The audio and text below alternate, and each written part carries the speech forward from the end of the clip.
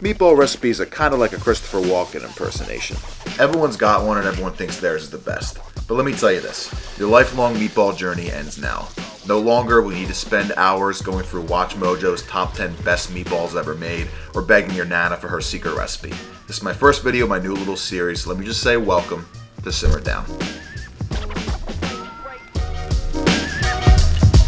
So bottom line is, if you're making meatballs, you're probably making this too. These are the ingredients for kind of a classic red sauce, or if you really want to let out your inner Staten Island, marinara. It's simple, but if you're new to the kitchen, this is definitely a crucial recipe to nail down. First things first, we're starting with one large white onion. You don't want a rough mince, but you also don't want a fine mince either, so you want to give that thick boy a solid medium chop, just the way I'm doing right here, and we're set to go. Once I've cut the onion the classic chefy way, I like to go over at least once or twice more on the cutting board to make sure it's got a nice fine mince. Next thing on the docket, we're mincing some garlic. Now some people like to slice their garlic like they slice an onion. You could certainly do that if you like. I think it's pretty fucking tedious, so I'm going to show you the best way to do it in my humble opinion. Place your knife on top of the clove of garlic and pound it down a few times with your hand. Slice off the gnarly end and remove the paper.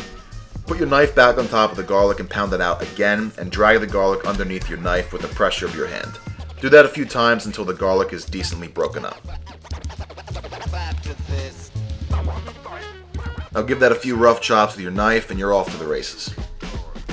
By the way, this is basically how you get garlic paste. You basically just add some salt on top of the garlic and keep pounding and pressing until you get a paste.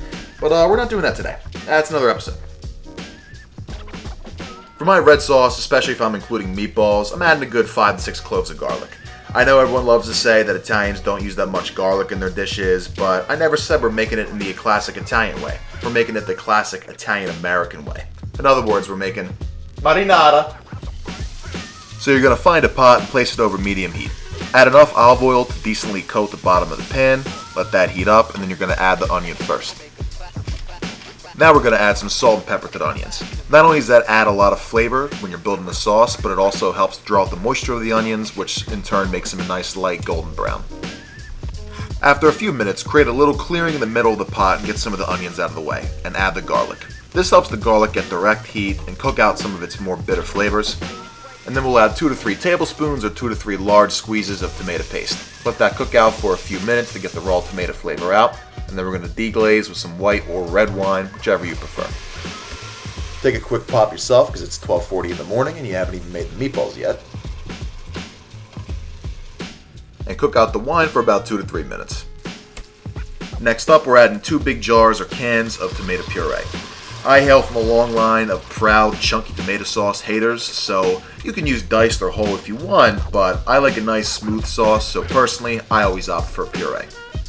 Add maybe a 1/4 cup of water to each can of tomatoes you use, shake it up, and add it to the pot. Next on the list, we're going to add 1 to 2 stems of fresh basil, as well as a nice Parmesan Reggiano rind to the sauce. You could also add a Pecorino Romano rind if that's all you got laying around. Regardless, stir it in, let it simmer, and let's get to work on our meatballs. We're going to mince 1 medium white onion as well as 3 to 4 cloves of garlic. You want to make sure it's a pretty fine mince. Everything Babish ever taught you about veal demiglace is true. It's going to make the meatballs juicier than the second season of Euphoria, so let's add a 1/4 cup. Now I like my meatballs super fluffy, super creamy, and super cheesy. So we're going to add about 1/3 of a cup to 1/2 a cup of whole milk ricotta cheese, as well as a little dash of heavy cream. Now if you got some stale Italian bread laying around and you don't know what the hell to do with it, you could break it up into large pieces with your hand, pop them in a food processor, and blitz them to make your own breadcrumbs. You could also just use store-bought breadcrumbs because it makes no difference at all. I happen to be that one weirdo with no breadcrumbs but lots of stale Italian bread, so I don't know. Do what you want. So we're going to add about 1/2 cup of the breadcrumbs and 3 whole eggs.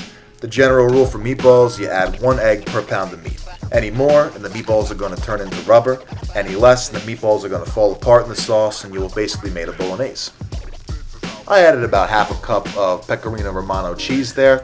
And now we're going to add about 1/3 of a cup of finely minced basil. If you haven't picked up on this already, we've already added a shit ton of creamy, cheesy elements in the meatballs, so some fresh herbs definitely are going to help to brighten it up.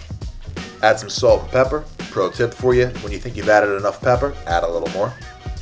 Now we're going to mix that up, but I almost forgot some dried oregano. This is going to amp up the Italian-American flavor from Robert De Niro level to Tony Soprano level. Now, it's meat o'clock. Now I'm using a classic veal, beef, and pork mixture from a local Italian market near me. The blend of the meats is always optional, but I'd say the one thing that's necessary is beef. Get a tray, and now we're ready to start making our beefy, cheesy, Italian-American meatballs. Now you can make them any size you like, you just got to be conscious of the cooking time. I'm making them on the larger end. If I had to guess, they're probably about 3 ounces. You can use an ice cream scooper if you want to make them really uniform, but me and my dog Carlo are going to be the only ones eating these, and Carlo ain't too picky.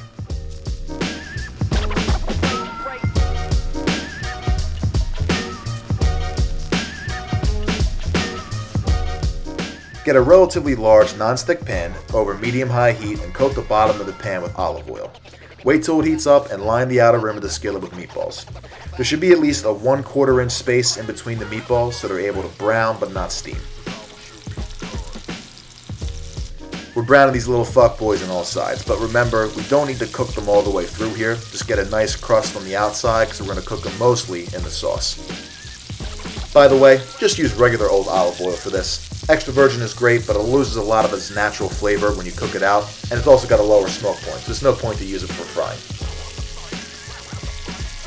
Once they're nice and brown, pop them into the marinade, cover with a lid, and let them simmer on medium-low heat for at least an hour. Now, it's pasta o'clock. Pappardelle is my favorite for meatballs, but you could honestly use any kind of pasta you like, short or long. Fill up a large pot with just enough water to cover the pasta, add way more salt than you'd ever think you'd need for pasta water, bring to a boil and pop the pasta in. Stir that pretty frequently, and just when it's a little undercooked, reserve about 1/2 cup of pasta water and drain it. Add the pasta back to the pot with 1 to 2 tablespoons of butter depending on how much you care about your waistline. Add the reserved pasta water as well as a couple of spoonfuls of marinade. Turn your heat on high and stir that pasta like you're churning butter.